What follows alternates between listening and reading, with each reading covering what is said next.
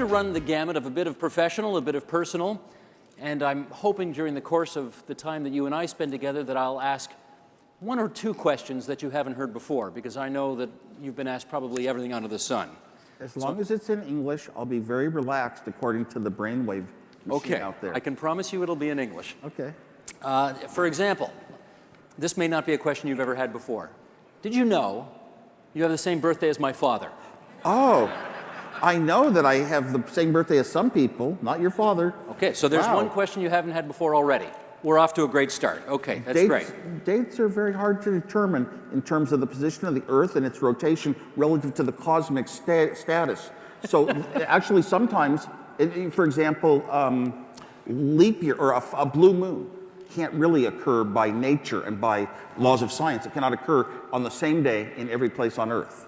This is why they call him the Wizard of Woz, okay? Now we're starting to get the hang of it. What's with the Segway? Mathematical trickery. What's with the Segway? Segway is a big part of my life. It's a great piece of technology. I was drawn to it because I'm drawn to things that are, whoa, different and new. It's almost got a science fiction look, something you read about when you were young. And that's true of all technology. I use Segways in my town to go to the shopping, entertainment, dining. I use Segways in my car when I travel, so I have them in the cities to get around. Don't have one here this time, but usually I do. And I play Segway polo, and I'm on a champion team. Are you surprised it hasn't taken off the way you probably expected it would have when you first saw it? Well, Segways didn't take off and conquer the world. They're still a bit expensive, and I'm not totally surprised. I think it's at the level it would be at. I encounter Segways almost everywhere in the world that I go. You'll encounter them. The best tours of cities are on Segways. It's better than walking because you can get around quicker. So it's a technology that really does have some incredible benefits. Look how many malls and airports and all that they use. The security people use it to get around where they used to walk. Yeah. It's that much more efficient. And, you know, it may be a small percentage, but they used to say we at Apple had a small market share. And every time it got a little smaller, I said, good, I'm that much more special. Okay. Well, of course, we would not have a Segway without innovation, and that's where I want to start our conversation with today. What's the most critical quality you need to have to be an innovator? You know, I have to say you need skills to assemble things, building projects. Even if you start with little bolt-together pieces of metal when you're young and you build things up, or electronics, piecing a bunch of pieces of electronics together with wires and getting them to do certain things, even a hi-fi. It takes that ability, because you can have a goal, you can grow up and get an idea and something you want to do. You need the motivation, but you've got to be able to take the parts and the components and tools around you when you have no money to do this, and you've got to be able to somehow assemble them to get there, even though you've never done it before. But you've got to be able to figure out how to assemble things. And almost every one of the people you think of that's in an inventor out in a shed, building up some new little thing that never existed, those inventor type people are always building out of parts, and they're building things they never did before, but they're able to mold pieces into some bigger form without having done it before. If you've done it before, you just keep making the same old thing as before, maybe just a little better. That sounds against the conventional wisdom, which is the way you're describing it, it's more with your hands and manual as opposed to with your head. Do you not need something up here, something extraordinary going on up here? I think for very many people, a lot of your learning does occur in your hands. Play a video game. You get to a point, your brain can't possibly think as fast as your hands are moving. How did they learn to do it so automatically? Some other neurons connected. But no, I'm just I'm one of those people that hands-on and actually doing things is partly how I remember things. I'm spatially oriented. If I put something on the table and my wife moves it, now I will never find it. Did you have, I don't know if you had the experience, but I suspect many innovators have, knowing what to do once you've had that door slammed in your face? How do you deal with that? Very few examples of having a door slammed in my face in my entire life, actually. I was just one of those lucky people. I was so skilled as a young person in electronics, never had to worry about where I'd find a job, never got fired. At Apple, we did try to raise money in our very early stage. We thought we had a hot product, and we got turned down we asked companies for outrageous sums of money. I thought, you know, a few $100,000 and sweet jobs and stock, and we'd get turned down. Venture capitalists would turn us down because we had no business experience. We didn't know how to speak business talk. Neither one of us had ever taken a business course. We were in our young 20s.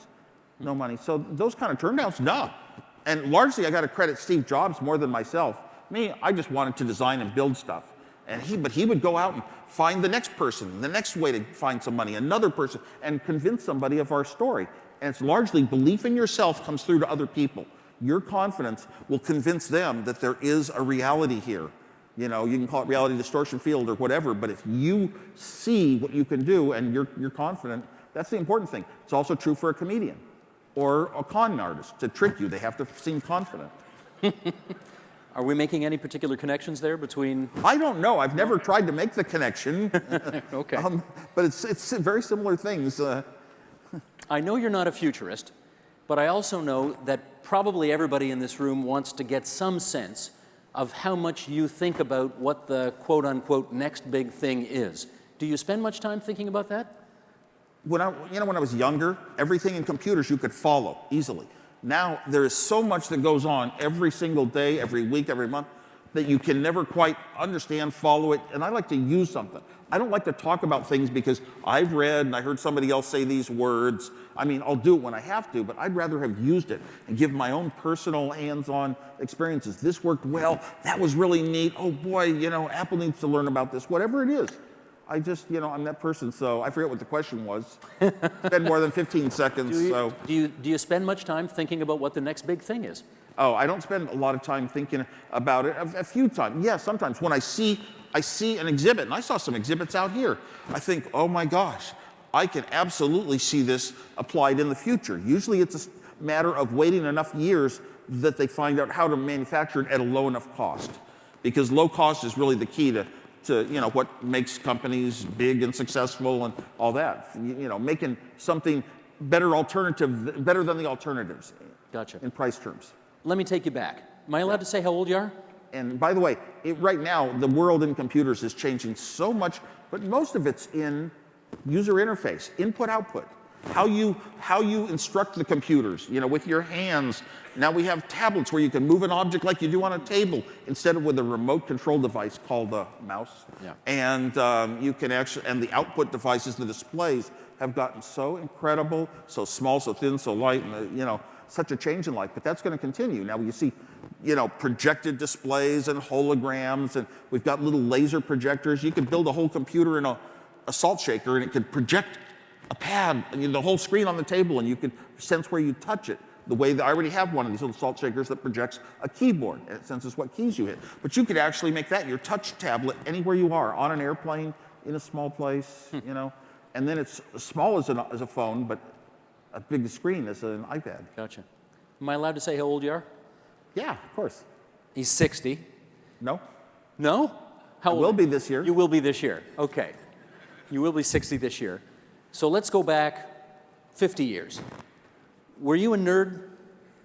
I was a nerd. I was just starting to become a nerd. Discovering electronics. I was very skilled. I was the best in my schools at math and science. But with this electronic stuff, not many other people understood it. But a few kids on my neighborhood had engineers for parents, and we all went around collecting parts in mayonnaise jars and reading booklets of how to hook things up and make little tone makers and the like. So by some early stage in school, maybe 11 years old, I became pretty much socially an outsider. They don't talk to you if you're really bright, and talking electronics and stuff they don't understand. You're not into the same things the other people are. So pretty much, yeah, I was on the outside, but that makes you independent, and good things come from that when you think different. I was going to say, does that, you know, perhaps not what you would want, because everybody in school wants to be kind of normal and accepted, but does that actually help lead you to where you want to go? Absolutely, both cases. I mean, it hurt. I mean, I didn't like being in that state. Sure, I went out, I earned my block sweaters in sports in school, and I was, you know, president of clubs and things, but somehow I just wasn't in that social scene, the party stuff. So I decided, well, those things were not the way I was going to get happy in life. I was going to find my own things. Some people are different. I have my own, made me very inside as a person, very shy, afraid to talk to people everywhere, but those were benefits, as you just pointed out. Being independent thinking, I can have my idea, and nobody else seems to think that way, but it's okay for me. I just stay quiet and understand that I believe in my own thinking. And even the type of computer I built was so different than everyone else.